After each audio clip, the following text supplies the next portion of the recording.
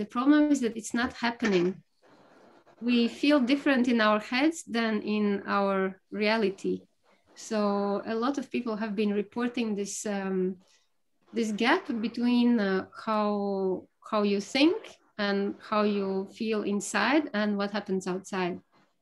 And sometimes it's very challenging to meet the reality with you know, the enthusiasm and optimism that we feel inside, and also meeting people who are going down the spiral of fear and you know, just desperate and hopeless negativity. So the gap between categories of people have never been bigger and more pronounced as it is now.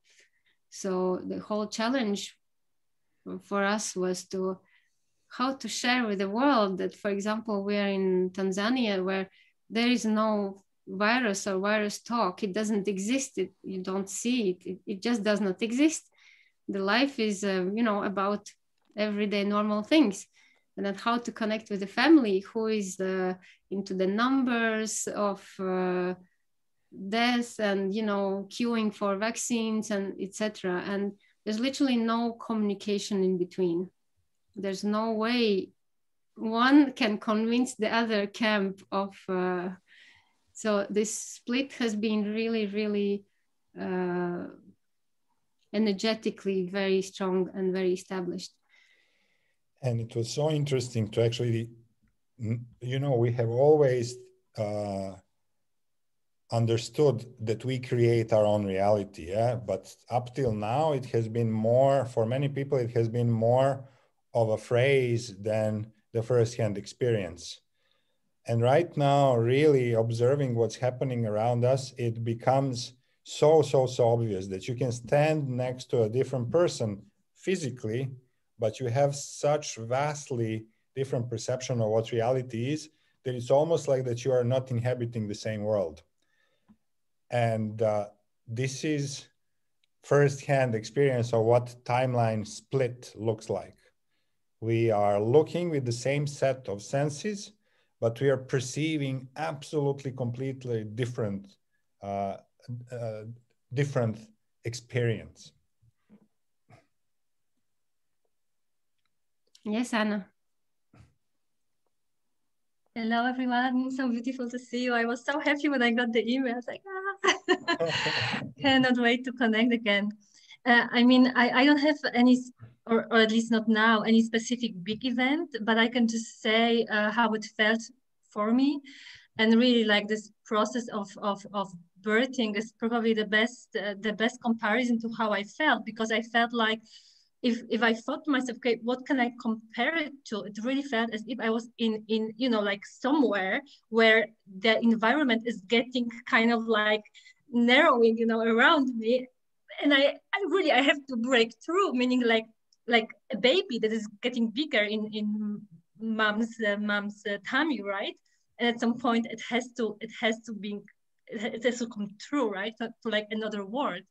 So this is how I feel, like very strongly. And I feel like, and it's really crazy because it never happened like this to me before, like almost jumping between extremes. So when I connect with social media, I kind of feel the energy of this fear and negativity, and I connect with it. And then when I'm left alone to myself, it's like completely another world. And I feel like I'm jumping in between, and it's so intense that I'm like, oh my God, you know, like I can't do this anymore almost.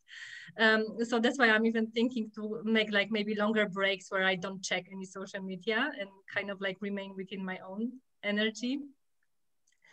So that is really, really super intense for me, the way I feel. And then like this huge, like what you were describing, huge optimism, because I really see this amazing new earth people around me. And then I see the news or hear the news and I'm like, oh my God, this can't be true, because this is such a huge gap. It's like, can't be happening. So yeah, so this is me. Thank you so much for that sharing, Anna. And so amazing to see where these different influences originate. So when you tune into yourself, as you say, you feel this super expansion. And when you tuned to something that's coming from a random source, we don't know from where, it's different. So cool. Thank you. Yes, Marina. Hi. When I received your email and just saw the title, Rebirth, I was like, wait, because I don't follow astrologically what is happening and I have no idea what's coming up for us. But what I've experienced since 20-something December till now was the challenge on every single area of my life. I've experienced a physical injury, not the super heavy ones, but still the ones that were healing slowly, particularly here in Bali. It's the worst rain season of ever. So everything physically, my digestion is upset, my skin doesn't really heal, my wounds don't heal. Complete challenge overall. I went through a breakup. I've moved twice so far.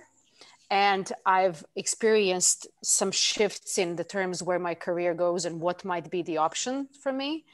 And it's been so painful that, like I understand the idea of change and I understand that, something needs to die and something else to show up. And I get it, but it is just so painful and difficult that I have no words for it. Like, honestly, It was like a deep kind of a dark, deep-seated depression, super functional one, but really just low, in which I could not even distract myself. I couldn't with nothing. I just had to just sit in it and, be sad and weep sometimes and eat cookies other times and watch movies the other time. And, it's slowly getting out for sure in many of the areas, but it was one of the most difficult times. I absolutely can say.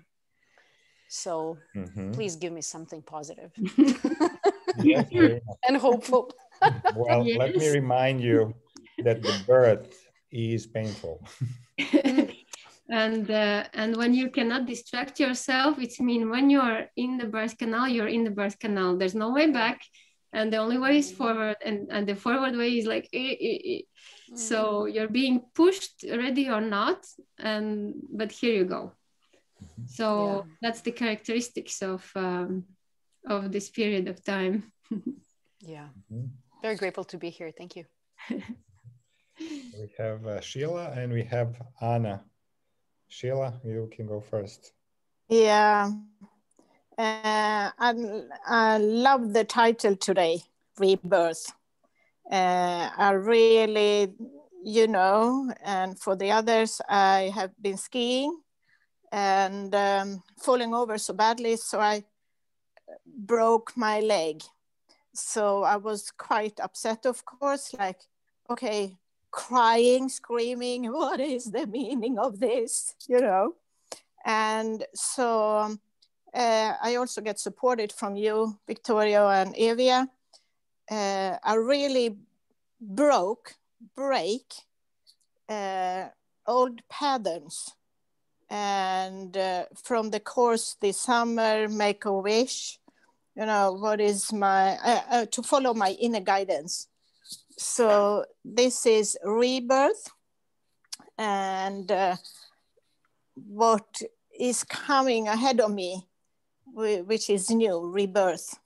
So as I see, I don't know everything, of course, but also I can see the change, because I was, I had to broke my leg to find insights and see something else, or choosing other things, so choosing more from my inner guide. So it's really I was doing it the hard way, breaking my leg to break old patterns and create new patterns and follow my inner guide. And mainly I'm positive, but sometimes it's like, whoa. Yeah, I'm crying also. But mainly it's like, I see the meaning of it. I don't understand totally. I don't have to just follow, moment by moment, what is opening up.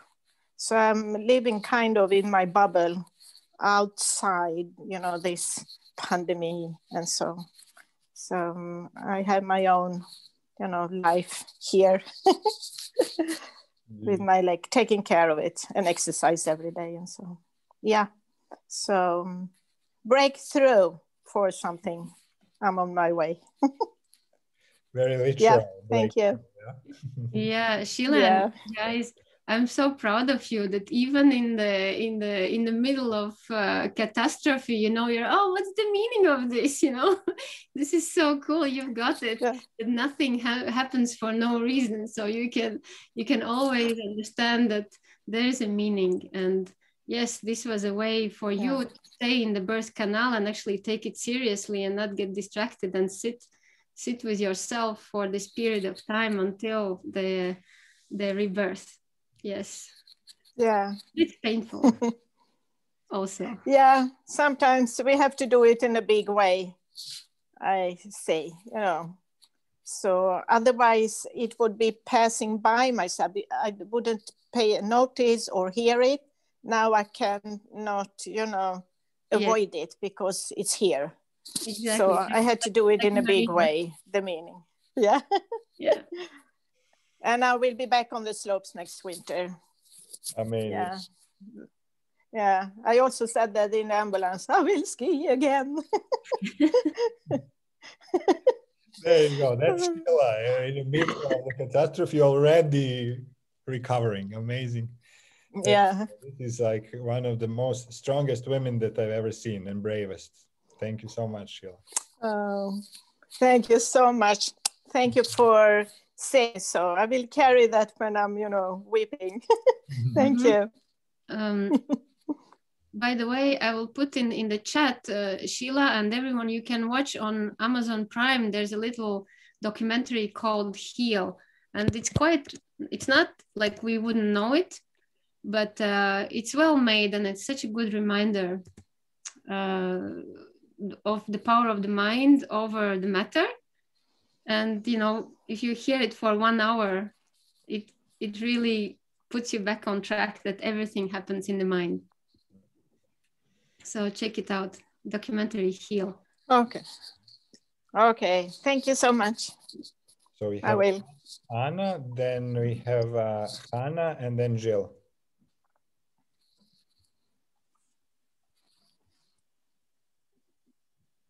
Kai, I was also so happy to see your email and that after this pause we will hear from each other again and what happened for everybody. It was like, yay, great. Well, I feel a little bit, I feel completely everything that everybody said, beginning from Aries, what she said through everybody else's, it's so familiar, and yeah, it's going on for me as well. But my main impression this day, this period, especially last few days, is exactly that. And I exactly said that to a friend of mine.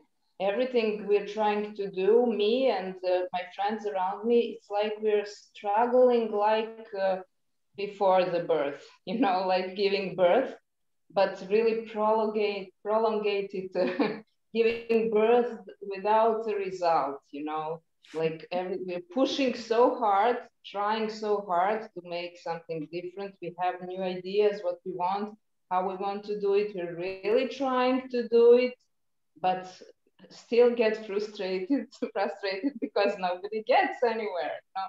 You're trying and trying and pushing, but with no results.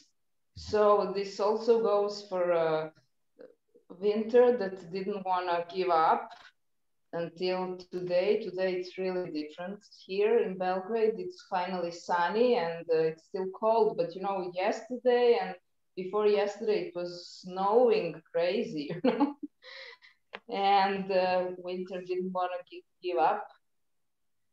So I feel like something new is about to come, but is not coming yet, definitely. So I'm not sure what is possible from the things that I want and work on for quite some time. Everything feels different. I feel like everything old is over, but nothing new has shown yet. So like somewhere in the middle, pushing really hard to see what we can do.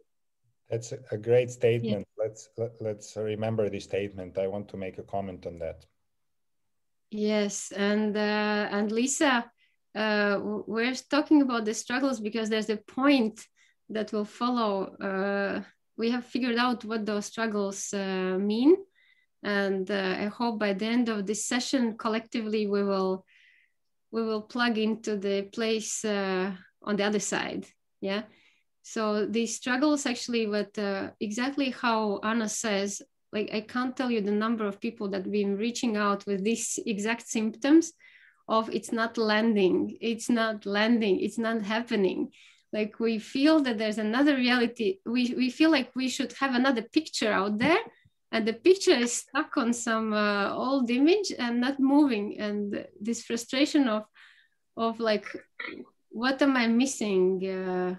What am I missing in equation? What is the missing ingredient of the formula for the reality to finally match our inner state? So we'll get to that because we figured out what is actually going on, and we will replug it for all of us. So I think it will be quite surprising because that's not where we would have looked normally, but anyways.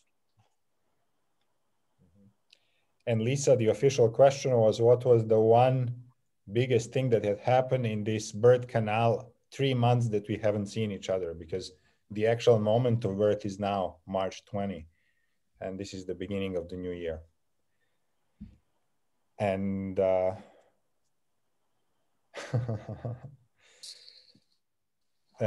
so we have Hannah, and then we have Jill. All right. So good to see everyone. And I just wanted to mention that I can see actually in most of the faces that I see in the screens, huge differences. Like different hair, color, facial expression. So it's really amazing with a little bit of distance to see again what has changed. And yeah, I think most of you know that for me, I was in this 3 months, suddenly with the epiphany that I have to go back to Germany and that I'm actually choosing so. I could have pushed it further, but I suddenly felt like, yeah, that I really want to go to Europe. Very strange feeling. I've never had that. And yeah, I can totally relate. Like I can see people having very different reality. So it's been interesting. The first 3 weeks at my mom's house, we had a great time. I was cocooning. I was getting into routines and productive and having fun time, cooking, baking, everything. And now I'm at my friend's house where they live in a little community, 6 people. It's super fun. There's no feeling of isolation here. And a really interesting thing that I just wanted to share in terms of how the outer reality works was last night. One of the guys who was living here, he had a Christmas present. And in Europe, they sell something that's called criminology dinner. So you have a little booklet, everyone plays a role and you eat dinner, several courses. Everyone has a role to play and you have to find out who's the murderer. And it was so interesting. I was sitting down and I had the role of the spiritual one. And I'm just thinking the whole way through, like we've practiced this at our wizard's tea, you know, when we were sitting around the table and everyone was representing one of the inner personalities. So I was really reflecting on how sometimes our inner spiritual person that I think all of us here in the circle have, and it's also a healthy part driving us, but how sometimes that part needs a little bit more grounding and reality check and not hiding behind this kind of spiritual wishes, but also just living life and allowing things to happen and being present with whatever it is. And I think that's also my lesson in coming to Europe. You know, of course, I miss the freedom, the sunshine, palm trees. But overall, I'm quite happy, quite content. And need to plug into the home roots for whatever reason. Yeah, and I'm just curious for what's coming, because I can totally relate also to what Lisa shared before me, Anna shared, with this kind of feeling something new coming, but it's not. And I'm going back and forth and checking out what to do, because it's a very productive surrounding around me. Everyone is doing something, so I feel I should work too. But it's like more attempting, because the direction isn't quite clear yet. Yeah, but I'm overall super, since the last ritual from the 21st of December, that was the darkest, weakest, heaviest point for me. And since then, whatever happens around is quite light. Yeah, even though emotions come, but the overall feeling since then is really contentment and yeah, happiness. So I just wanted to share that. And thank you for gathering. Thank you, Hannah. Thank you, Hannah. Just a little comment on this is that it's amazing what happens when you learn to kind of direct the energy of your emotions, so you still feel them, but they then don't crush you. So this is what I'm hearing from you, that this is what was available after the ritual of December 21st. So amazing, so great to hear. Bill. Hello, everyone. Hi. I can totally relate to a lot that you said, but for me, this 3 months has been quite easy. It's a lot of things have changed. Very much has changed, actually, and I can feel that it's a new me coming out, and it's still not happening yet, but it's going on. 3 months ago, I was very happy to have this Bethlehem star outside my door for a few days, and I really felt most of the people around me they didn't bother, and I was so amazed that we had the opportunity to see this in our lifetime. And it was a few days there was quite there was no clouds, but then we had 1 kilometer of clouds over Sweden, over Stockholm, anyhow, for weeks and weeks and weeks, and it was very heavy.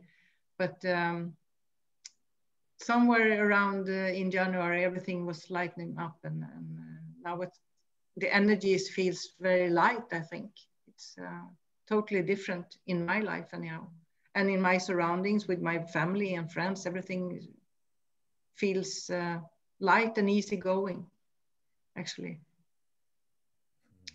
And I'm looking forward to hear what you have to share also. Thank you. Thank you, Jill.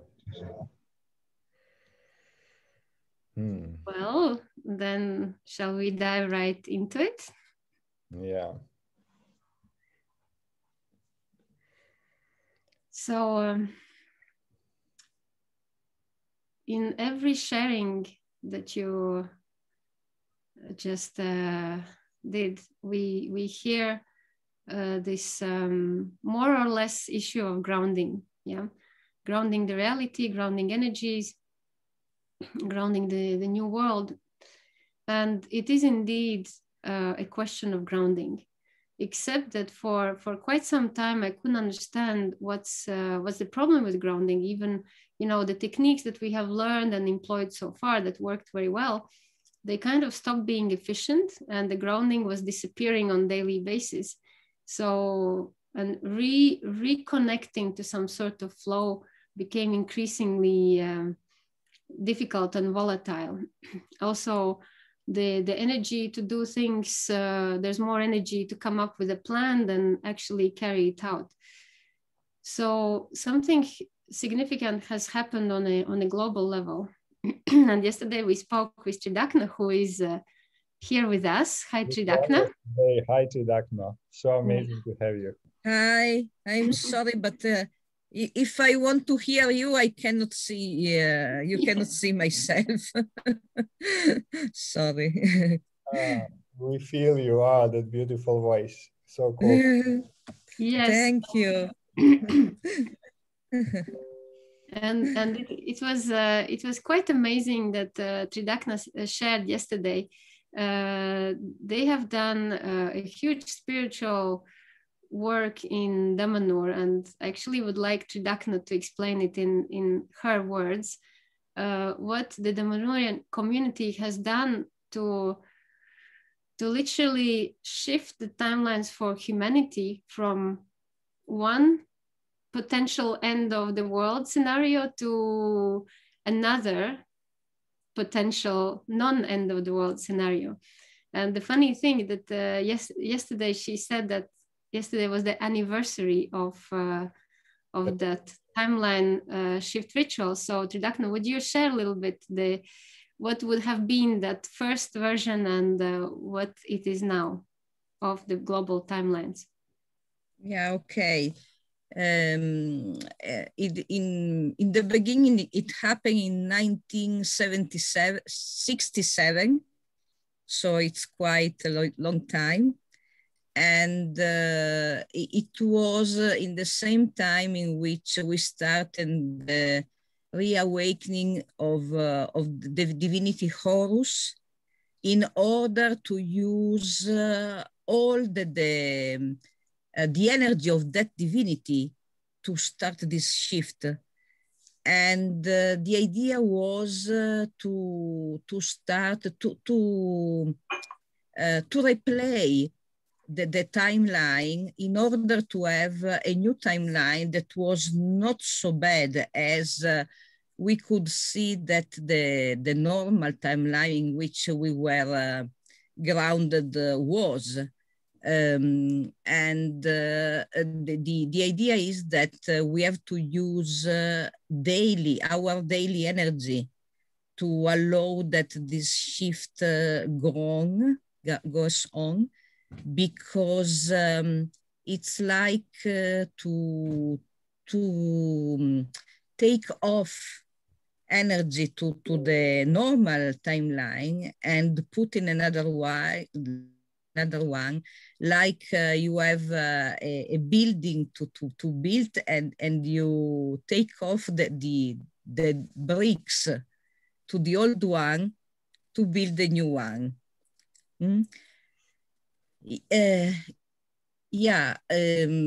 My feeling yesterday and in the last period is that we have a very clear idea what has to happen of new. So how has to be the new world, the project for the new world. We have a clear idea how to plan this new world, but then when all the project has to ground, has to be in the matter, nothing really happened. And and this is my last struggle. So how to push this to be real, because in this last period is so evident that we are in the matrix in which we are still in the old statement of the world. In this time we are really in a big war. We are trapped in this. We have no, our kind of freedom is each day much smaller and smaller and smaller. But we feel, so there is the feeling that there is a lot of people, there are a lot of people already in the new timeline. No, as today you can speaking about, that the feeling of people is to struggle to be in this new timeline. And so this was the discussion about yesterday, how we can ground with our material feet in the new timeline in order that this new timeline become the material one, and the old one become the virtual one. Yeah, this is I think that I could be understandable.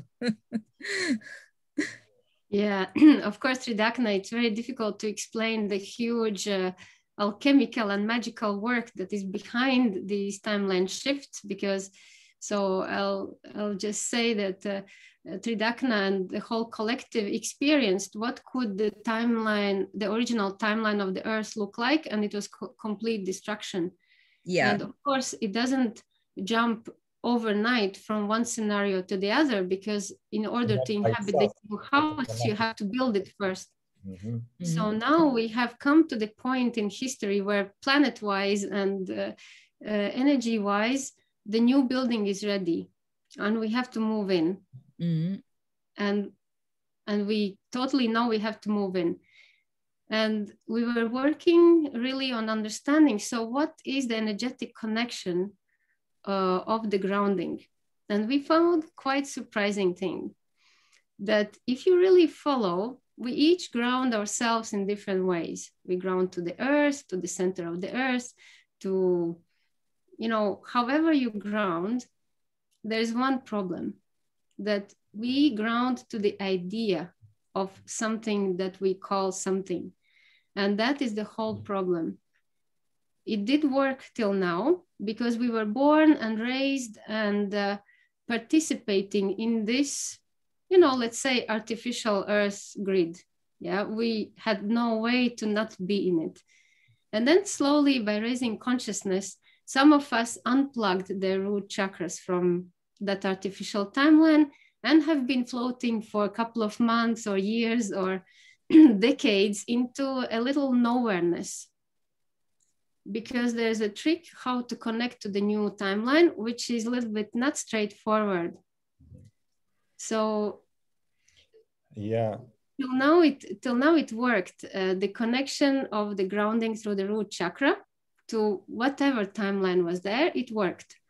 And it provided us back with sense of direction, security, and some sort of belonging.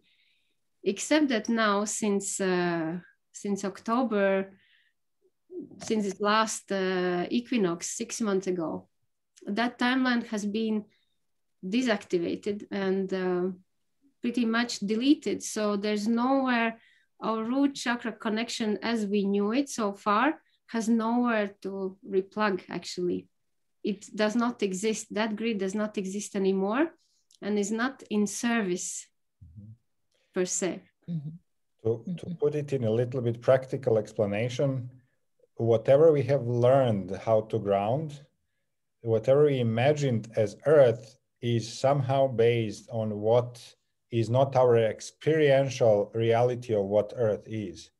It's more of what we have been taught to in school. What is the Earth? Earth is a big ball, and it has, according to what they're saying, it has a molten center, and I don't know what kind of structure and layers. None of it is actually something that we experienced. We have been told that. Even some wild theories were that it had separated itself from the sun and then it slowly cooled down. So like intricate mind picture has been given to us through the school and through the science community based on their guesses, partially guesses and partially wanting to probably infuse their own agenda. However, if we imagine that we are grounding in the ball that has like the molten center, this is nothing that we know. It is something that somebody told us and it's not real. It's really just a mind map of something how we imagine Earth to be. Have any of you been to the center of the Earth? And if not, then you don't know what's there. So if we ground into something that is the mind idea, then whoever has created that idea has the power to take that energy wherever they want, because you are grounding into the structure that somebody has given you. So this is the base of our discovery, how we are going to remap what grounding is. Yeah, so for the time being that this artificial timeline was in place, everybody contributed their energy of the root chakra to maintain it alive, and it gave back some sort of, reason to stay in that. And it started wobbling, well, after the Damanur ritual and people awakening and choosing something different, they started jumping off the conveyor belts. They started, wanting to live in a different way, because the conveyor belt, you see it going round and round, and it's never, it's always the same. So people who realize that they are on a product on a conveyor belt unplugged from it. So over, dozen, I don't know, maybe 20 years, 30 years, this timeline weakened, because it was no longer fueled by many, many root chakras. So now what happens is that, for example, our grounding to the earth, which was more a theory about the earth, actually, for those of you who do feel connected and grounded, you are most likely connecting to the nature, to something that you can see. When you go for a walk in the forest, or where you sit on the stone, you're in a waterfall, that's where you feel the earth. And that's what you unconsciously refer to as earth, this alive nature that surrounds you and that you can see and experientially touch. That sustains us. Yeah. So I guess the real earth for us is the part that we can see, touch, and that feeds and nourishes us and builds what our body is built out of. Yeah. So the difference here, when we speak about the grounding, when we try to send some energy and attach our life energies to something, we have to be very conscious to which layer do we do that. And that's the whole difference, because the previous grounding of the root chakra is not available anymore. So that's why this disconnectedness and not understanding why what I see doesn't match what I feel, because we haven't plugged into that new timeline yet, because we just didn't know. We didn't know at which time the timeline became available, and we didn't, nobody gave us instructions. So now you have to just move in the new house. That's it today. Allez, let's do it. And it doesn't happen automatically, because I was very surprised when I understood that actually to move into the new house, how do you know that all the, let's say, bad guys don't move in with you automatically? Yeah. Well, there's a password, and the password is the heart. Whoever is capable of thinking through the heart actually gets the key to connect to that new timeline. Whoever is incapable of thinking with the heart stays locked in the conveyor belt. So one way or the other, one by one, people will find instinctively, automatically, or through a sharing, but somehow they will find this, they have the key, and they'll find where to put that key in. And now we're literally at the inauguration. I mean, spring starts in 10 minutes officially, or in 15 minutes. In 15 minutes, that spring starts here right now in France, for example. So we couldn't be, we're like before the door opens, yeah? We're like at the very moment of plugging the key in and turning it and opening that, let's say, new world that's already there for us, and inhabiting it. For other people, it will take other ways how they'll find out. We did very powerful rituals. So this is somehow, result of that profound reconnection that we since a couple of months. And this information came to be shared, actually. So we're all here gathered in front of the door, and we all have the keys. Well, we happen to understand where the keyhole is. So that's what we are going to do all together, to just plug our energies into the grounding 2.0, to the actual live matrix, the bioenergy of the earth as it is now. So from many sources, we've been told for years and years that the earth has been locked in a sort of grid, sort of quarantine, because of nasty things that were happening on earth. So it was a little bit isolated from the cosmic consciousness because it was sort of such a low vibration that it could contaminate the whole, you know, other planets. So we didn't give it too much importance, but in a way, the Earth as we knew it was indeed a very separate entity of 3D consciousness that was kept away, like those doors of galactic portals that would allow other dimensions to communicate with us. They were locked. They were locked for quite some time, and Tridakna knows all about it. So she's giving courses about this, and those, like the length of those periods is just incredible. It's like, you know, millions of years. Okay, let's just do experiment on Earth. Let's just lock them in a box and see who survives and how they do. So it's a complex theory, and we don't have to get into that. But however, Earth, separated from the larger multi-dimensional universe, has come to the end, and now another Earth has become available as a result of, you know, this certain number of people actually wanting to choose out of the previous one. And here came a very beautiful gift from Karin and Chris, right on a, like the most incredible moment. They sent us a set of postcards. I will actually show because it's there. So it's Earth and space.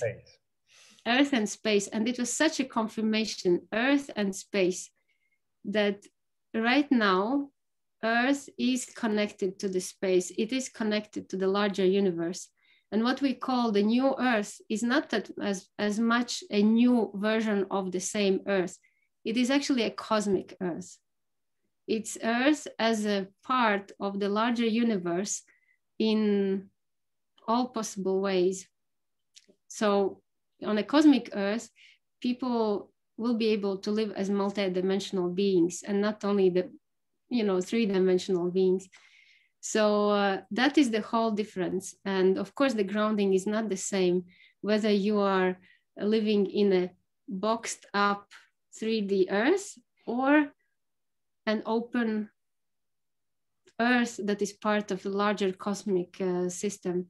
So our whole energies have been, you know, massaged into different shape and kind. Our foods and thoughts and everything about us has been changed to the point that we are actually matching this hybrid model of a human that can exist as a multidimensional being. So here we are, standing in front of the door of a cosmic Earth. And I deliberately don't want to call it the new Earth, because in our findings, we also found that the new Earth, as Victor said, the new age is new cage. Well, it is in a way. It's to provide a diversion for people who want to have something new, but within the same artificial timeline. So new age, new cage is like postmodernism, you know, it is the same thing in the same space, just it gives the impression of being different, yeah? You can imagine that it's like almost like rowing the boat, and you look at, you know, there are like the clouds passing by and you feel like you are moving. So you're putting your energy in, but your boat is actually tied to the coast. So you're not really moving, but it feels like we are doing some work. That's the new cage. The new cage is something that looks like we are doing the work, but the energy is just wasted. So what we are going to be connecting to is the new grid. And this is the new grid that is real grid in which we can actually manifest things out of this new way of being new human. And it's an organic grid. So I was literally shocked to find out that we have been living connected to inorganic timeline, inorganic grid, and in some ways inorganic Earth. that this feeling that something is missing was actually coming from incomplete. It's like a simulation of the earth, but not the earth itself. So when we traveled in the heart of Africa, in Tanzania, in the nature that has been there and like that, just open, fertile, forever, unspoiled, untouched, with all kinds of animals, that's where I felt what the earth actually is, what we mean by Mother Earth. It's not a being, it's this living biofield that surrounds us. And organism with its entire intelligence of interconnectedness. This is what we mean Earth, and this is what we will be connecting to. So it is the complex set of species and plants and actually the living part of the earth. So this is real, and this is something that we can immerse ourselves in, and this is something where with what we can have first-hand experience, and only this that we can have experiential experience. This is something that we can truly ground to. The rest is just theory. So to bring it in very simple terms, what is real is what we are made out of, which are the two polarities, four elements, and we can clearly and undeniably see that sun is what gives us life, and this nature that we call earth is what gives us life, and the air that we breathe. So we cannot deny the elements and how they make a human being. So that's where this organic grid is, very simply, in not in the mind idea of it, not in the mind idea of galactic center, because we haven't been there. We don't know it for sure. We just know the name, and then we imagine what it is, where it is, and we imagine it somewhere up there, 30 degrees in front, you know. So we have to be very careful to bring back, at least for the time being of this transition, we have to be very careful to bring back all the concepts of everything that we have ever had. Because anything important. We don't know where it comes from, that it's not in our direct experience. So this is part of the new human. New human actually conceives and experiences everything in their own experiential reality. We cannot afford to trust things that we haven't experienced ourselves. And in our education system, we have learned slowly. It started when they told us that the magic is not real. What do you mean magic is not real? When we were kids, our heart broke when we heard this. And then based on these, slowly, we went farther from first-hand experience and more into the theories that have been slowly presented to us up till the point of now that we read or see something on TV and we automatically start accepting it. We habitually don't check with our own reality. And it's something we have to come back to and to carefully only accept this that we have checked with our own experiential reality. Otherwise, we don't know. At least we don't know.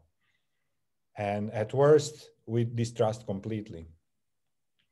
Yeah, so for now, we haven't experienced a grounding trip to the center of the earth. We read about it in the books or in imagination, but we have experienced actually a grounding walk in the forest. And that is what we can feel, how we feel before and after a swim in the ocean, how we feel before and after walk in a beautiful nature. How Hannah mentioned she misses the sun and the palm trees and the lush greens, you know, because that provides this live connection to the elements. Yeah, exposure to the sun, exposure to the wind, and actually conscious embracing them provides the instant connection. And we're no longer talking about root chakra only. It's like we have roots all over the place, you know, we're sensitive electromagnetic grid that interacts with this electromagnetic grid of the nature and everything alive. So that's where we have to take it out of previous concepts and make our own individual, organic and authentic connection to, you know, from now on. And what the turning of the key is about is that it is a very specific frequency, that cosmic Earth frequency is a very specific bandwidth. And that's where we can all together, you know, through the meditation, we can go and connect. And once you have it, because it was unconceivable of, you know, up till a certain time. Once we get there all together, well, this is where you can extend your roots and establish your grounding and inhabit that new building that is ready to be moved into. And all your dreams that you, as Tridakna said, everything is clear, the plan is there, it's completely doable, numbers are right, energy is there. So, well, yeah, then inside of the building, it will have a place to realize itself. And more of us actually move into that cosmic Earth, more that timeline will start existing and producing and creating energy. And this is how we will see that reality manifesting in actual events. So yeah, this cannot be overstated enough. So the more of us that have clear vision of this, but it's literally, if it's just this number of us, like 20 of us, this could create the strength of the stability for hundreds of thousands of people. If we have decided to inhabit just the experiential new Earth grid.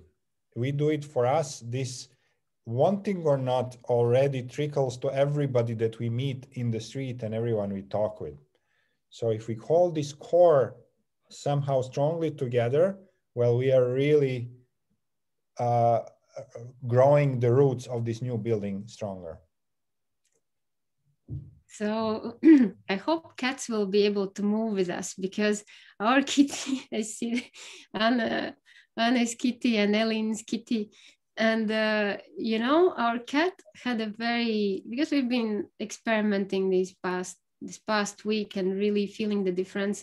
And Vicky here experienced also a connection to the new Earth. You can maybe share how did it feel to you when you realized that connection? Yes. Well, it just happened 2 days ago, right? Yeah. But this is a completely new way of even imagining things. I mean, it's not,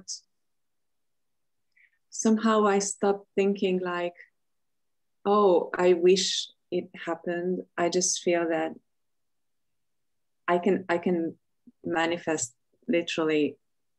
I mean, it sounds weird, I know, but I feel that if I have a wish that it's coming from a pure place, from a very good motivation, I feel that there's no obstacle before me, that I just do it, and it's going to come together in whatever way. But I don't even start to think about how I should do this or that. The solutions just come to me, and it's only been 2 days. It's completely different, and I feel grounded, like maybe for the first time in my life, and I have this overwhelming feeling of, well, freedom to do whatever I wish to do, and I know it's going to happen. It's going to. Yeah, I'm going to succeed in these, without limitations. So it's wow, it's so different. Yes, so when we did this, reconnection or moving into the cosmic earth ourselves over here. That's exactly, Vicky, you put the words on that. It's a feeling of unlimited possibilities of a stable kind of, that you're part of such a bigger picture that, what it is dealing with your life on earth is a piece of cake, because you're really part of the big body of all that is. And well, speaking about the cats, the kitty was very upset about this change in our energy. So she changed her habits. She was dashing around. She chose to sleep in weird places. So I don't know. They feel that something fundamentally different is happening. So she was trying to reconnect and asked for more hugs and slept suddenly under the bed. Look, very weird experience from the kitty side. So I don't know how cats, I hope they'll move in with us. I really hope. But they are part of this nature, and they are these mysterious guardians of between the portals. And in Egypt, we saw what a big place there was for cats in Egyptian hierarchy of divinities. So they might be already there before us. They are certainly seeing in that reality with one set of senses. Yeah. So in a way, this is all to say that the experience of reality as it is changes completely according to where we're plugged in. And for now, this feeling of floating is because our root chakra is literally kind of in the air and looking for where to looking for where to grip, except that there's not much available that you can think of, because you can think of only of what you knew.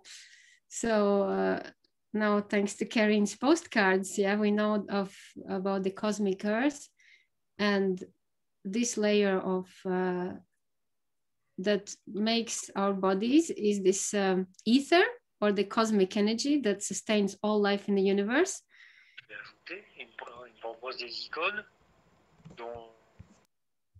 And so the ether and the cosmic energy, which is space basically, and the earth, which is nature. Yeah. So the space and the nature are those two fundamental elements that hold us in place, and everything else is an interpretation of how it looks to us. Yeah.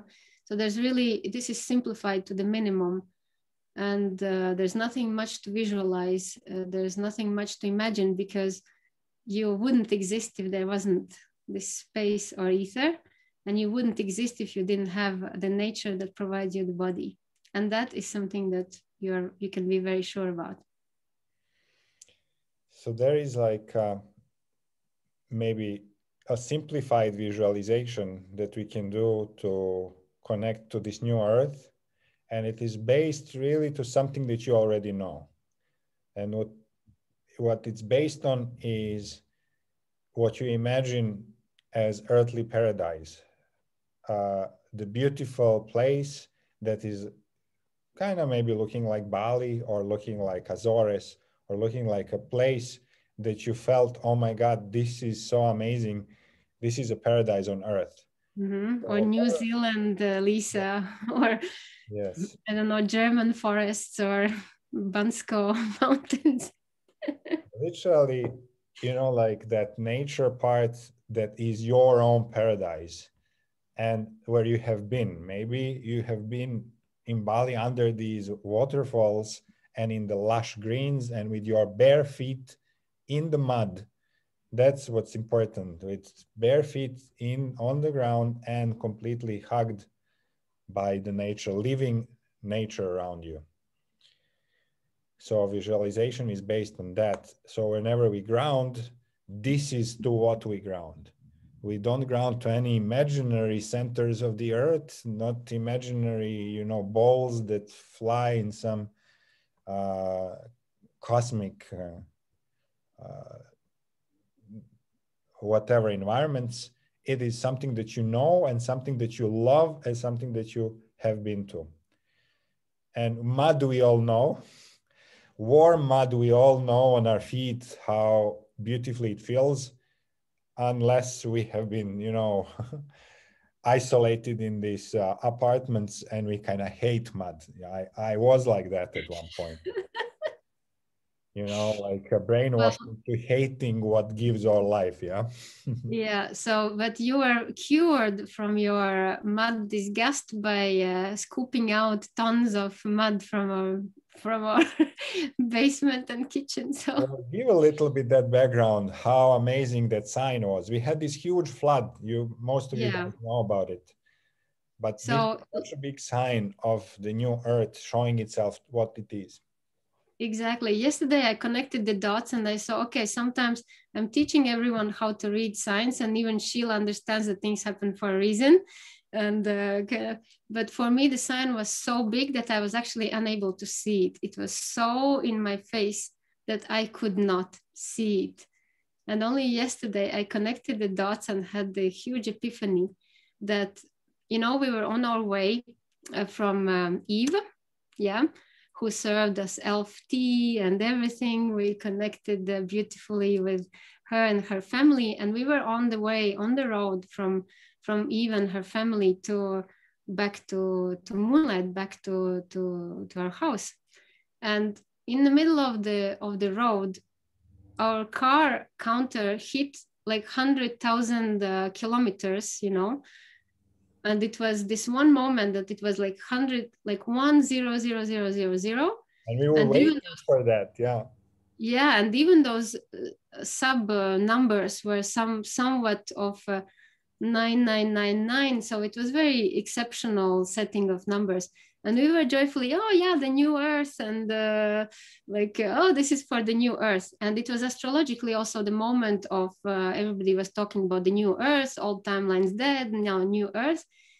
And that's where we actually, you know, then 10 days later finally came to our property, which was buried in so much of new earth that it took us 3 months to dig it out. Yeah, huge, and I could not, right that evening. I could not see that the new earth was literally tons of earth falling onto everything, you know, that we had here. So we were buried literally in the new earth, and that kind of sand and stone that came and filled every room here was new, because it's coming from the depths of the mountain. Actually, it hadn't seen the surface before. So here we go. We were sitting buried under the new earth for many months in a row and slowly digging ourselves out. But what happened, we couldn't return to the old earth as it was before. We had to combine the elements of abundance of the new earth that was covering everything to combine with what was already here. And then there's a whole part which is a completely open potential. Do what you want. We recovered the buildings, but the whole garden, anything that was there before, including our little sacred spots and everything, is covered with pure potential. And that is this huge opportunity, and also very scary, because when everything is possible, then it's like, oh, like, what do I do? So this is what is literally happening to all of us, as you shared, Marina, that things just falling apart or new things coming in.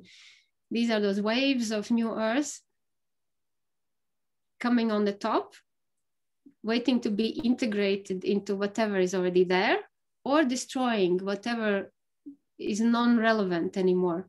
So it's important not to resist here. So I know that's Eleanor, you have those big, and I'll write you the message, don't worry, I didn't forget you, but we were very intensely busy here. So whenever you have a feeling that the new earth has covered whatever was there already, that means it didn't pass the test quality test, yeah? For the new timeline. yeah, of the new timeline. So it had to be gone or covered, or it has to be rebuilt or rethought differently. And there's no way to resist, just accepting it and dealing with it. Yeah. So it's important to see that the amount of suffering that we will have in this process, and this is maybe explaining a little to Marina as well, the amount of actual suffering that we feel is proportional to the amount of resistance. So if we are resisting this change and kind of wanting somehow to go to whatever we used to know, this is like as a surfer that is trying to swim against the waves. They're going to end up breathing those, you know, like we under the salt water and full lungs of salty water. So literally it's learning to swim with the unknown with graciousness and gratitude of, you know, being in this alive in this amazing moment. So it can be that since October, this new Earth preparation wave has taken away houses, boyfriends, husbands, anything that was a little bit too much, or that you were here and there a leg. Some legs. Some friendships. You know, you can examine what has been washed away during the last 6 months. But actually, if you have been conscious and doing your detaching, releasing homework before, you might have just had it in theory. Maybe some ideas were washed away, not people and places. So to whichever degree things were washed away, you just, you know, make peace with it. This is all cool because, you know, there's pure potential waiting for you there now. Behind this line is just tremendous. It's not just the potential of making a little difference on Earth, it's making difference in the whole multiverse, you know. So every action can finally now have cosmic consequences and not just the human life concerning consequences. So it's beyond important and beyond exciting. And if we know how to properly connect us to that level, I mean, as Vicky said, everything, anything is possible. And without fear and without feeling odd, lonely, or inadequate in these ways of doing. And during our travels in Egypt, we visited interesting Egyptian healer who is dealing with sacred oils and is just very connected person. And Miriam says about the Balinese girl who gives mud wrestling sessions. Yeah. So the healer kept repeating for my daughter that she needs to, like, she's a little bit anxious and you know, stressed and all that. He said, take the mud from your garden and cover yourself, leave it for 2-3 hours and do it at least once every new moon or every dark moon.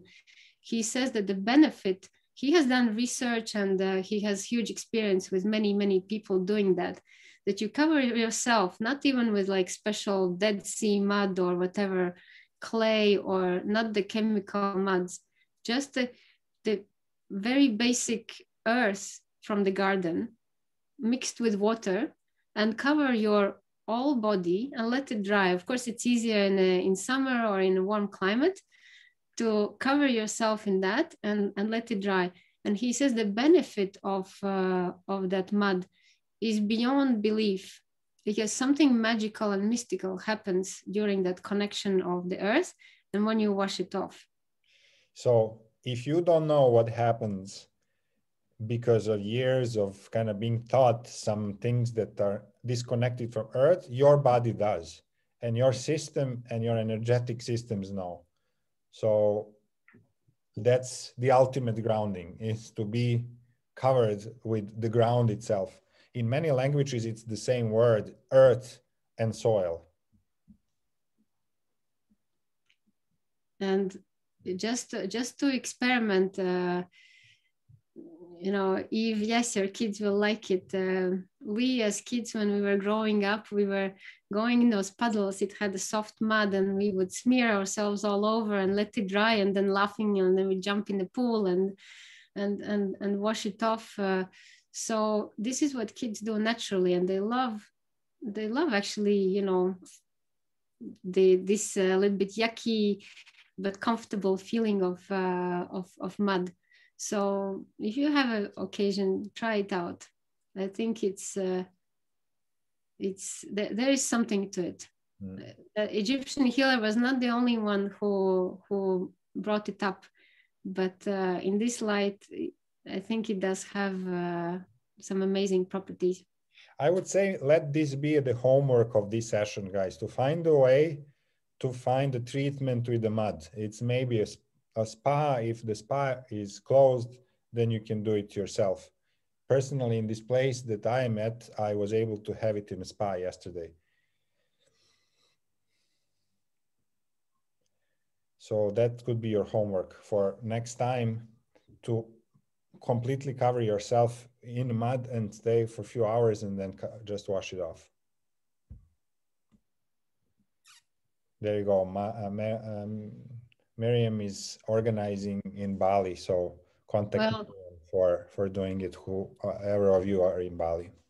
Well, imagine in green school in Bali, where my kids went to school, actually they had a mud pit in the school, and there was regular mud pit wrestling sessions, and it was very pleasant mud. So the kids would go in and, you know, throw each other in the mud, and they would come all out all black and dry to the crust. But it was such a, like, everybody loved it. There was something unexplainable about that mud all over that the kids were intensely feeling. So everybody wanted to do that. So they organized the mud pit at least once a month as a tournament. So yeah, in Bali, they know how to do that. So shall we do a little meditation to connect to... Or maybe questions? I know that this might be a little bit out of your mind's concept. So do you have any questions about what we just shared? Or you're ready to turn the key? Yes, Anne. Anna. Anna had a question. Yeah, well, I just want to say all the time that you are speaking, it maybe explains why also these last days and weeks I have such a strong need to connect to Earth, you know, to just go in the nature to plant, to do some planting, to grow my food. I don't know from where it came, but I just have such a big wish and need, not just wish, need to be in the nature, to be with nature and do nothing else, everything from before, like working some jobs, and it seems so stupid in comparison to, for example, being out there and growing your food or being with fruit trees. And I also have a huge need to have big walks, you know, to just do many steps a day. So now, after what you said, it explains maybe that need for grounding and for Earth, being in touch with Earth. Now, you gave some explanation to that, because I don't know where it came from all of a sudden, you know, longing for Earth. Yes. Well, there you go. Yes, here you go. Connecting to actual grounding. Yeah, that's exactly right. And of course, we don't exclude oceans and ocean animals. Like everything is part of that Earth. And this is what's happening. Your root chakra, the one that is kind of floating homeless and not knowing where to go, it's trying to latch to something that is the closest to your innate nature, yeah, to the human biosystem. So once we establish and officially say, okay, so now our root chakra is everywhere in the nature. Once we establish that, you can even just close your eyes and think about the nature. You can think about fresh basil. You can think about, you know, a juicy vegetable. You can think about putting your hands in the soil, and it will already happen. So the physical act is one thing, but once you have it, it's available for you anytime, anywhere. Even in the plane, you can build your little kind of jungle cocoon around yourself. I was walking, you know, the travels are easy and not easy at this moment. You know, it's easy in a way that it actually works, but not easy because it's this traumatic military people standing with checks for COVID, you know, like the whole thing just feels wrong. And not to be overwhelmed with that stress, I was just walking and imagining that every step that I make, there are flowers growing, there are butterflies flying, you know, through Milano airport, guys standing with machine guns, and I'm with my little breeze of fresh air, you know, just walking with my own set of blooming meadow around myself. And believe it or not, they forgot to check my test, my papers. Like nobody asked for anything. They were all looking on the other side. I said I did all those tests for no reason, because they just were busy with something else. So I was floating through those, you know, trains, stations and everything with my own private nature cocoon. And that feeling actually gave me such a, you know, such a peaceful and grounded environment, where normally I would just, you know, freak out and say, the world has gone mad. So yeah, it's available for you anytime, anywhere, on demand. If you have one connection that you can recall, it will work for you anytime, even offline. Anne, I wanted to ask something.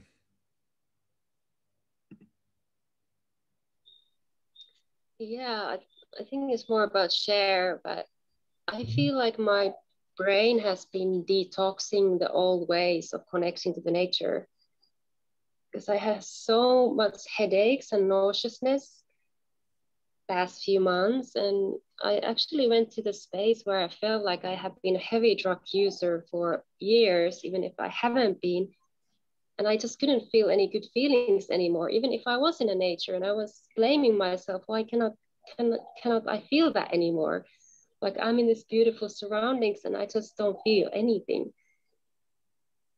So it was like my brain had to detox everything, and it's still doing that. And the old ways of connecting and being, and it totally makes sense being ungrounded. Even a cat jumped into my face and scratched my forehead. Not this one, but a different cat. And Victor has said to me that it's about being grounded, isn't it? I can't do this anymore. I have been dealing with that my whole life, and here we are again. But this just makes more sense to me. So I'm very grateful of this sharing. And yes, beautiful. Thank you. Yeah, so for cosmic beings, this is our time. This is literally where we will feel on Earth for the first time, maybe ever. We will feel like it's a cool place to be. So for me too, I had a moment of struggle and doubt, and, you know, like, oh, what a mistake to, like, did I miscalculate something? You know, the usual cosmic ungroundedness of doubting our presence here. But with this new layer, actually we'll be able to not feel the heaviness of that enclosed, boxed up Earth, but the connectedness where, you know, Earth and space work together permanently through our bodies, and we're just the vehicles. And it's cool to be here because it's actually a really beautiful place to be. But at the same time, we're not limited, blocked, or boxed up in having to be only humans, only the pure flesh and bone humans. So finally, this relationship with cosmic and earthly realms is coming together all in one. And that's, you know, that's a very, very sweet place to be. especially like Anne, for you and all of you sensitive guys. It's you're gonna have fun now. It's interesting perspective that we can also look at. It's sometimes difficult to be embodied in the body and living on the earth. And what's maybe interesting for this coming period is to tune into those higher realms of consciousness. And some people are using different ways to get there, including some psychedelic enhancers, whatever the ways to get there, or deep meditation. But what had happened after the deep research of these people is that we go up into the realms of the divine, and then we go down into the groundedness on earth. And repeatedly what happens is that there is certain dread of coming back down, having to come back down, until the point that we realize that this is just one of the experiences that we are having. And why don't we make this experience of living in earth as precious as possible? Because after that, we are free again, and we are going into all these multidimensional realms, but we cannot trust it as a theory, as my words. We have to also experience those realms, and then to know experientially where we are going after. And then it really all becomes, then we can add the layer of sense of humor, because we know, oh, okay, well, we signed up ourselves to be here for a certain period of time. Let's make it the best possible. Or if we are going through the suffering period, understand that it comes in waves, that suffering is bringing like the next layer of the video game, so to speak. So after each suffering comes the higher level of consciousness. Then we experience something challenging, that we live through it, we release that experience, and then we go higher up. And when we have finished actually working with our personal items and issues, then we start working with interpersonal, species-wide, and then even planetary-wide. So we are able to go into the amazing depths of cosmic intelligence in these explorations. But of course, the key again is not to only read about it, but to actually go through this yourself. And then you have your own relationship with those realms. And then living on earth becomes, then we can really ground it in the wider context. Mm-hmm. And as those of you who have visited me in Bali in Green Spirit, maybe you remember the green wall when you are just entering. There is before the stairs, there's a green wall, and I had painted all over the wall this Aboriginal saying that we're all just visitors here. we come for a little while and then we go back home. So we can actually make out of this visit on Earth the maximum, as we were visiting another country for a limited period of time, and we would explore all that is. So this is what it is finally about, to realize that we are just passing through, and we have possibility to make it as colorful as we want it to be. And this grounding will help us to land the craziest dreams. Eve, you had a sharing? Yeah, I just thought it was just so timely to hear this information, because I shared with Lisa and you guys, you both know that we were looking at a house to buy, and this has been my dream to own, a beautiful property, because I think there's just been this unmet need of grounding, of needing to have my roots in a particular spot on this earth, and where I can kind of make my mark, or I don't even know how to describe this unexplainable need. And yet again, the universe said, no, you're moving on again. And I grieved over it, losing this beautiful property, and feeling like, so confused, having all the doubts, and I thought I had it all in place, but we've done a complete 360 as a family about what we want to do. We just thought, bugger it, we're going to buy a beautiful car and we're just going to keep traveling around France, around Europe, because we worked out that we can spend 3 months of the year in different countries, you know, go to Germany, go to Spain, anywhere really, take some time back in the UK, you know, and keep homeschooling the kids. You know, we're just so free. We're so free to go wherever we want and experience all these, like what you're saying, like pick up all these kind of different grounding experiences from all the different parts of the beautiful planet that we're going to have an opportunity to meet over these next few years. And yeah, like it's like a new fresh idea that's so exciting. And you know, the Airbnb scenario makes it so easy for families to move around and ask for what. It's just really exciting. And hearing what you're saying about how the grounding is not this old way anymore of like, you know, like it doesn't necessarily have to be, you can ground wherever you are, I suppose. It doesn't have to be this kind of settlement mentality that I've been conditioned to believe. You know, my parents, you need to buy a house, you know, you need to be settled. And letting go of that theory. Well, yeah. welcome to the club of unsettled people, I think. Given from where we connect, and nobody, I think literally no one is really settled into wherever you are. So this is the new normal is having, you know, many places on earth that you can feel at home, but actually carrying the home in that cocoon, carrying your nature bubble around you wherever you go. As long as you have pure air and a tree or a potted plant, anything, you know, a green leaf, you're at home.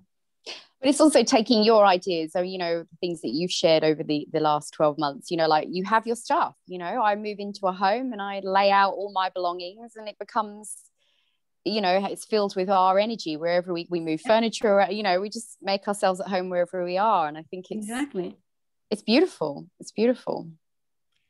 Absolutely. The grounding we take with us wherever we go. And this is, it's as mobile as we are. And we're affecting people, you know, we're meeting you know, different people along the way, and people are sort of going, oh, that's a good idea, we're going to implement that in our family. You know, I'm noticing that, you know, people are, we're getting called into different families and being asked to share the way we do things. And yeah, it's a really interesting experience at the moment. Yeah. If anyone doesn't know Eve, she has 4 beautiful kids and a husband, and incredible journey of homeschooling and just being so free with 4 kids. For me, this is the ultimate impossibility, you know, that I couldn't conceive of, having uncertainty with a family of 4 kids. For like, sometimes you didn't know where you're going to be the next week, right? I don't know where I'm going to be in June. Like, I don't know where we're going. So it's but yeah, just the only thing we need to do now is buy a car, and then I think we'll feel that freedom. But you know, there's always a hire car, so it's really, there's never really a problem. It's amazing. We have been so inspired, you know, ever since we were at your place and we saw and felt actually firsthand the energy of the family. So it's really, really amazing the levels of freedom that you guys have. Yeah, we're lucky. For us. And actually, maybe this is where we can share about something that we are putting together for now, this coming period. And this is what we call Club of Life. And this is really putting together people who are at this level of living fully as we are.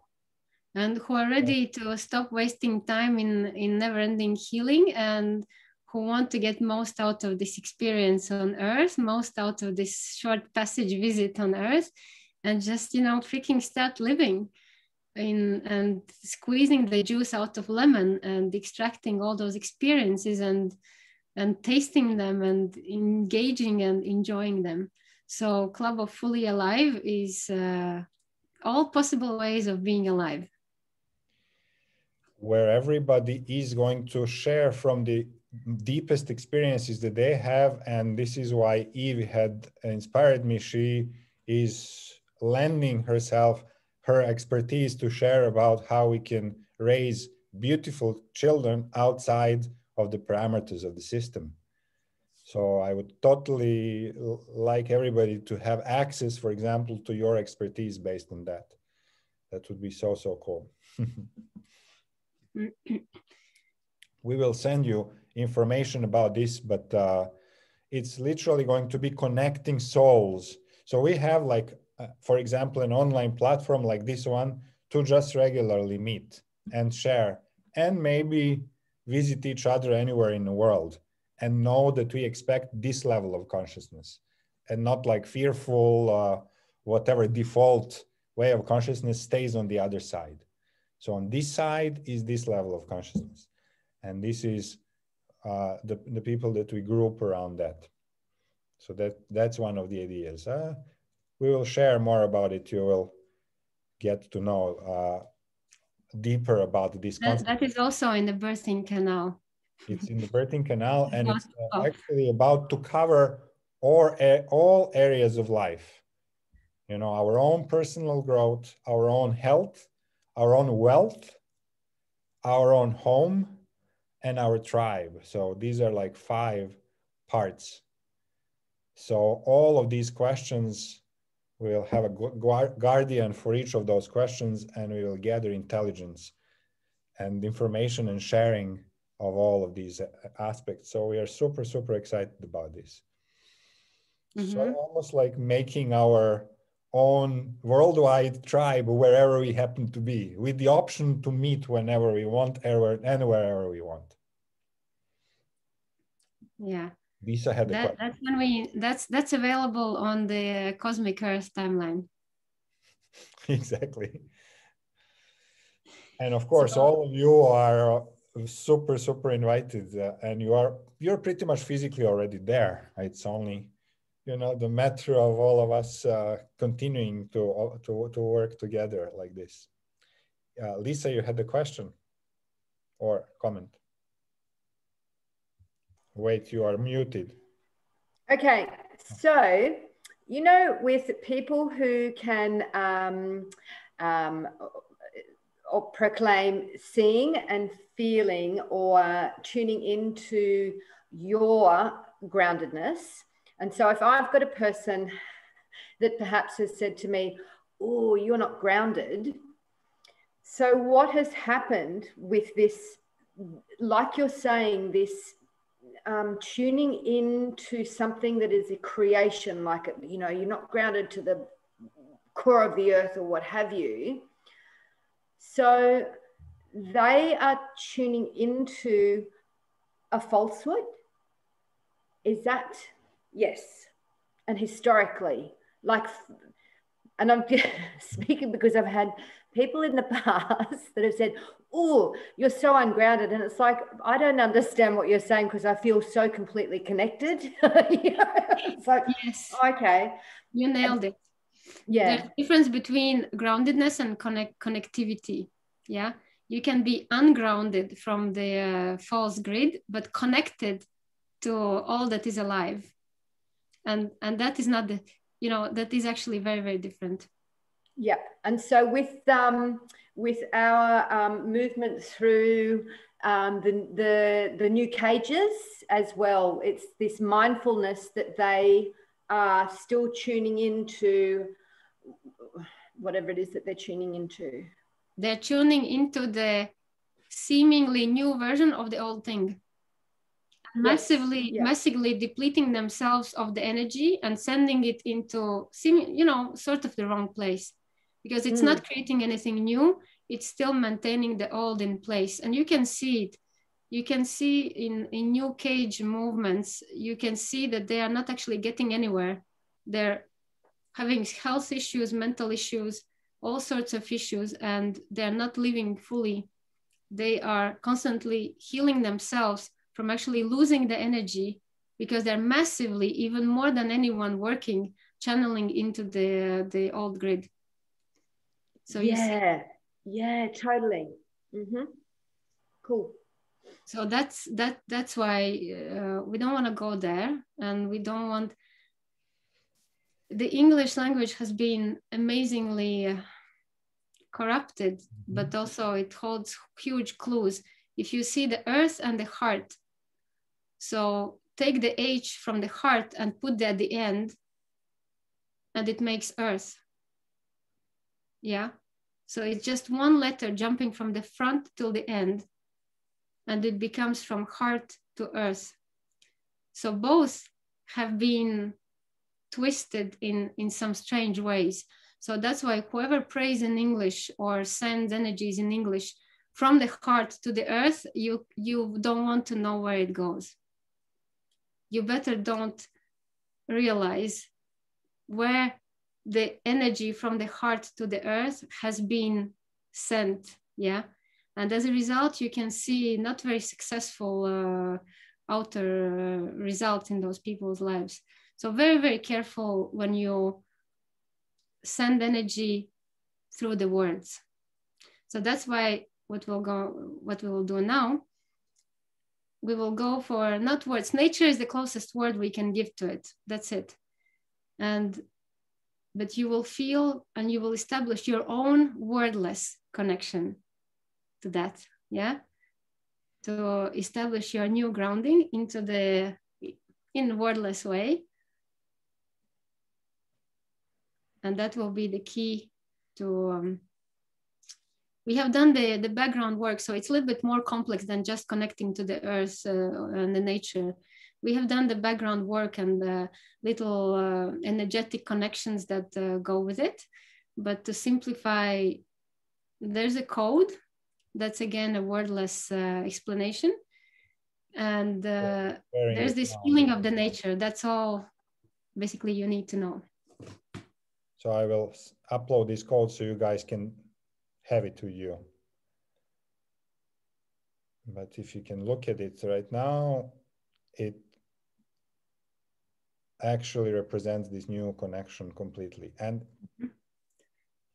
deliberately, we don't call it the new earth. At the best, we can call it the cosmic earth, but we don't give it a title because, so the words don't take the energy somewhere we don't want.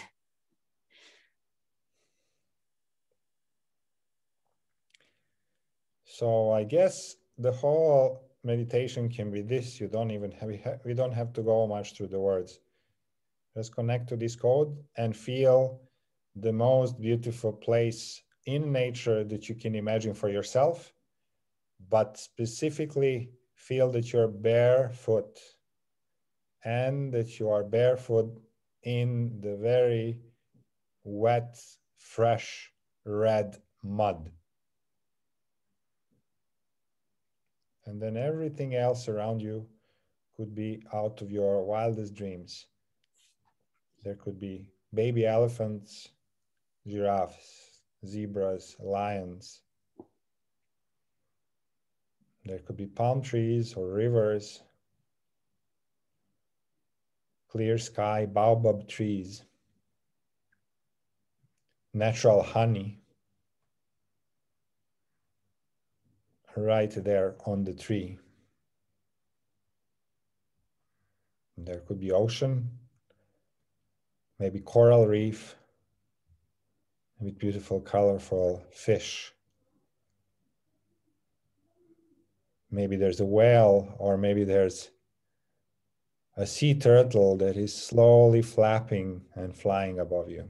Maybe you touch its one flipper.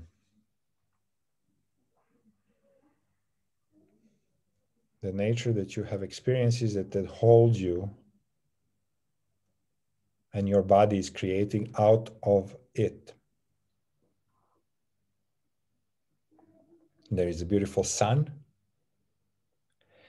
And this strong sun is right now melting everything from your system that used to be what you used to call grounding.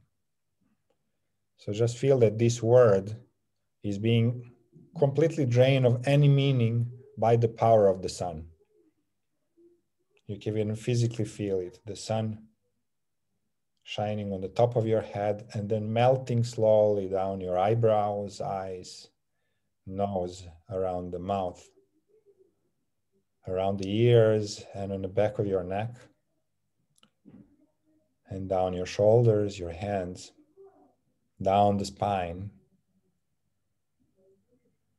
through your chest, through your stomach, and down both legs, and finally draining through your feet. All old meanings of the word grounding are completely gone. And now you can breathe in 3 times this new meaning of grounding, which is this beautiful nature that right now exists around you.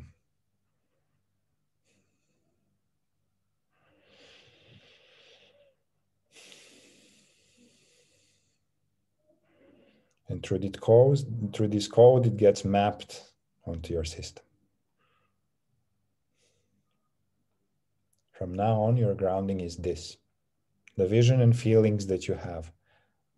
And specifically pay attention to the feeling. How does this fresh, soft mud feels on your feet? How does the breeze in this environment feel on your skin? What is the smell of the air around you? And how does it touch your cheeks? And what is the temperature? How does this sun feel on your skin? And finally, is there a water source close by, maybe the spraying of the nearby waterfall or the river? These are all the 4 elements, and that's all that we need.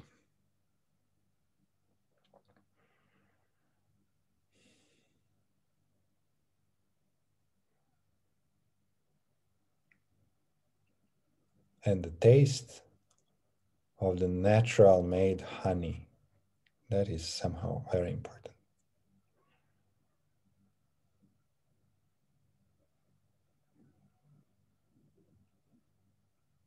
So remember this feeling and this frequency that you are now feeling.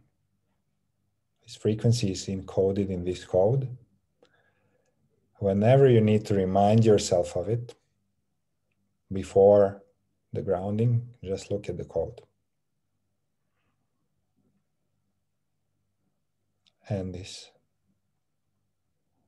is now mapped onto your system.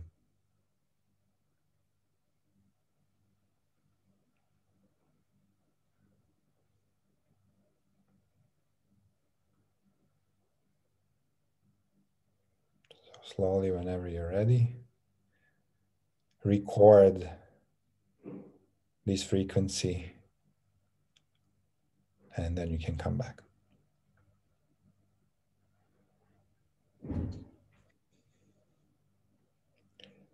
Maybe with the last breath, before opening your eyes, breathe in this code into your heart.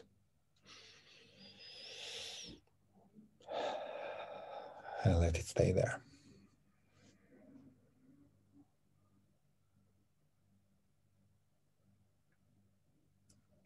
And once you feel it there, slowly come back.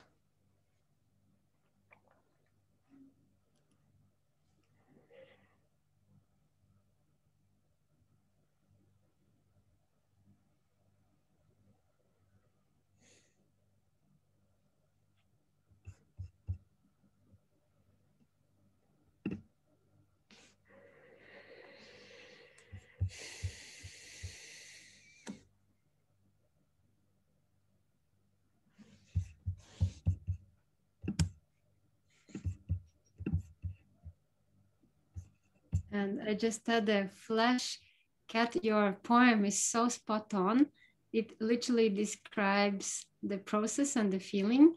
And I was thinking, you know, Hannah, you could write the music for it. Yeah, that would be amazing. I will save this chat The song of the cosmic earth. Yes, that's a perfect title. And you add the words of Lisa that are underneath. Yes, yes, yes, yes. Look how it works beautifully together.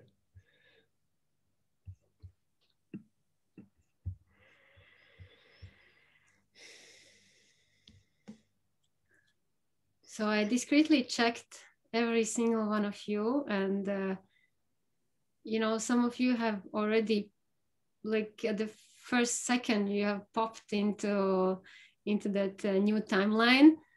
Some took the whole meditation, but you have all turned the key in the keyhole, and here you go.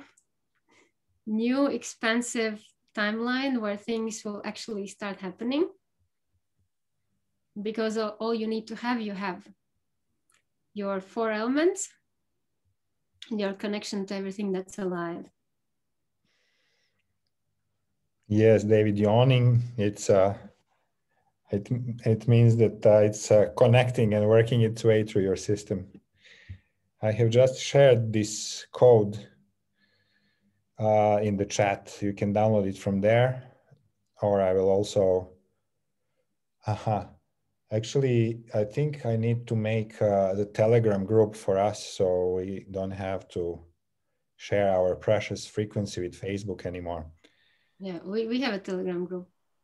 Mm-hmm. And can you because I was looking at I took a photo of it and tuned into it. Yes. Can you see on the thing that you sent through, being a little bit picky, but when you do the thing, can you make sure that it's complete, because it's absolutely freaking stunning what you've created.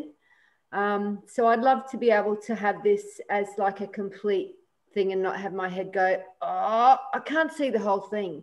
So when you send it through, can you make sure that it's the full beautiful one that you've made? Yeah. Yeah. Thank you. Yeah, I shared already the file, but I think it's, for you, it's cut part of it, yeah? Yeah, maybe in that Zoom screen, it was somehow not fit to the screen, but of course, we'll send you a full, complete, and you know, don't hesitate. This is the most complete code to the date. There are a lot of things inside, and many cosmic and earth connections, including the heart of Africa, you know, blue hole from the middle of the sea. So a lot of frequencies are encoded inside that provide all in one experience. So beautiful. Thank you for those beautiful comments, Marina, Leonora. Thank you. Well, and happy spring. That's it. We have turned the key in the exact moment of equinox. Yeah. So that's it. No more excuses. We're ready to start fully living, and get your crazy dreams out and make your first steps, however, wherever you see you can start, and establish this grounding to the nature, head in the star, feet on the ground, and just go. You know, let's inhabit mud bath. Yeah, so that's a homework. And so happy to see you all. It almost didn't happen because we were like, we're not in the same place and we don't know, and Bulgaria is going into lockdown and France is in lockdown. Not that it changes anything, but we felt a call to share, and we're very, very happy to see you all. And well, let's keep it on and let's inhabit not the new earth, but the cosmic earth altogether. Victor, is Victor in Bulgaria? Yes. Oh, wow. Yes. Because it was looking very square. Yes. I am in close to Rila Mountain. This is a huge spiritual center. So one of our spiritual guides, Omram, has actually started around there. Wow. Yeah. Nice. Mm-hmm. Well, you're both looking absolutely like holy moly stunning. Thank you. Thank you. Don't thank me. You know, I thank you. What a pleasure to what eye candy I've just been looking at. It's just beautiful. Cool. And so I look forward to you both not showering for the next, what month is it? So yeah, go ahead, Debbie. Well, we have crafted the idea of a new series of sharings which are around the idea of beyond. Yeah. So we call this Beyond Tea. But actually what we want to go beyond is beyond anything we ever knew.